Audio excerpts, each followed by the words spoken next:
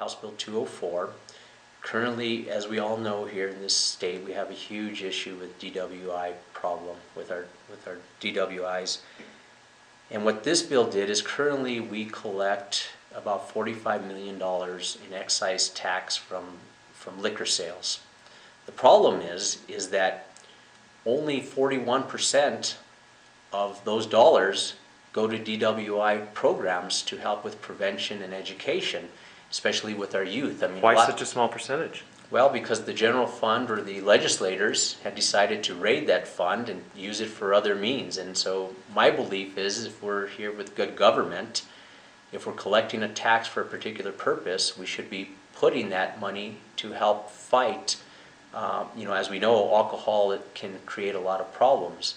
So those problems that are created, the idea was to collect this tax and help put them to mitigate these problems. And unfortunately, over the course of years, only 41% goes to these type of programs. So the House Bill 204, what it did is it took an additional 5%, which equates to about $3 million per year, is now going to be going to our DWI grant programs.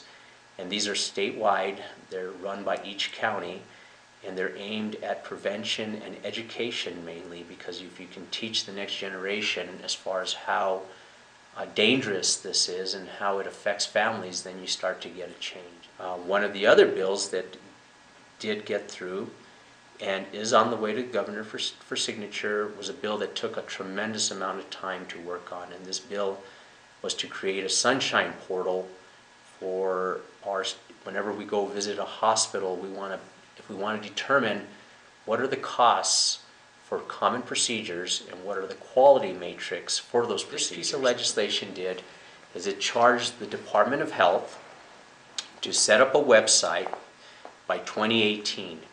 And what it did is it created an advisory committee made up of doctors, a few hospital representatives, a couple of representatives from the Department of Health, and most importantly, 2 to 3 consumers, advocates, you and I, to make sure that what they were going to do now is they're going to collect data on cost and quality. So this means readmission rates, infectious rates, whatever other component there is for quality.